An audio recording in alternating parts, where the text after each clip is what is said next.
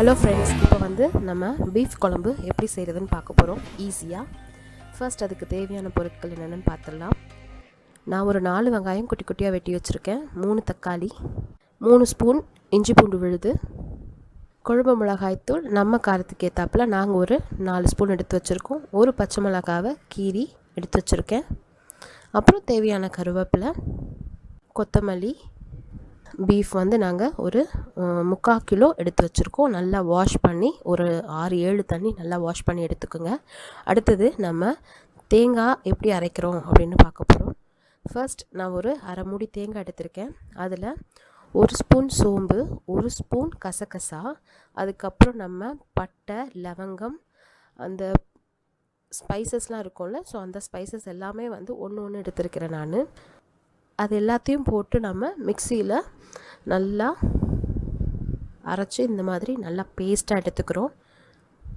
அவ்வளவுதாங்க நமக்கு வேலை. இனி நம்ம செய்ய போகிறோம். ஒரு குக்கர் எடுத்துக்கோங்க. குக்கரில் நல்லெண்ணெய் ஊற்றுனீங்கன்னா டேஸ்ட்டாக இருக்கும். ஸோ நல்லெண்ணெய் ஊற்றிக்குங்க, கொஞ்சம் நிறையாவே ஊற்றிக்குங்க. ஊற்றிட்டு நம்ம எடுத்து வச்சுருக்க வெங்காயத்தை நம்ம அதில் போட்டு நல்லா வதக்குறோம். ஒரு பச்சை மிளகாய் நம்ம எடுத்து வச்சோம்ல அது, அதுக்கப்புறம் கருவேப்பிலை, இதையும் போட்டு நம்ம நல்லா வதக்கணும். அது கொஞ்சம் வதங்கின பிறகு நம்ம எடுத்து வச்சுருக்க இஞ்சி பூண்டு 3 ஸ்பூன் அதில் சேர்த்து அதையும் நல்லா வதக்கிக்கிறோம், அந்த பச்சை வாசனை போகிற அளவுக்கு.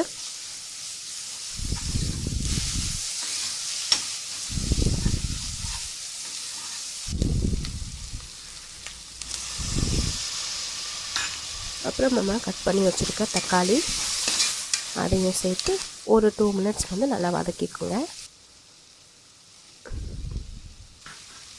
வதங்கின பிறகு நம்ம உருளைக்கிழங்கு வந்து ஆப்ஷனல் தான், போடணும்னு நினைக்கிறவங்க போட்டுக்கலாம். குட்டி குழந்தைங்களாம் இருந்ததுன்னா அவங்களுக்கு நம்ம அந்த உருளைக்கிழங்கை நல்லா கொடுத்தா நல்லா டேஸ்ட்டாக இருக்கும்.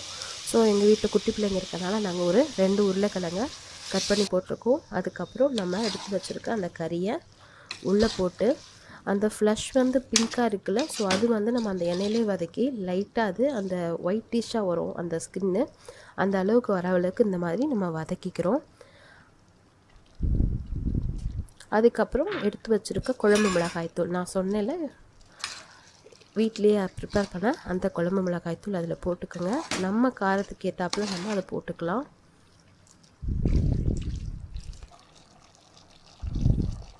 போட்டுட்டு அதையும் கொஞ்சம் மிக்ஸ் பண்ணிக்கோங்க.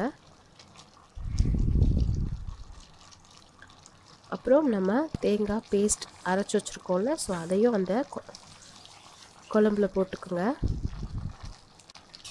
சேர்த்துட்டு நமக்கு எவ்வளோ தண்ணி தேவையோ அந்த தண்ணியை நம்ம சேர்த்துக்கிறோம். சேர்த்துக்கிட்டு தேவையான உப்பு, அந்த டிஷ்க்கு எவ்வளோ உப்பு வேணுமோ போட்டுக்கோங்க.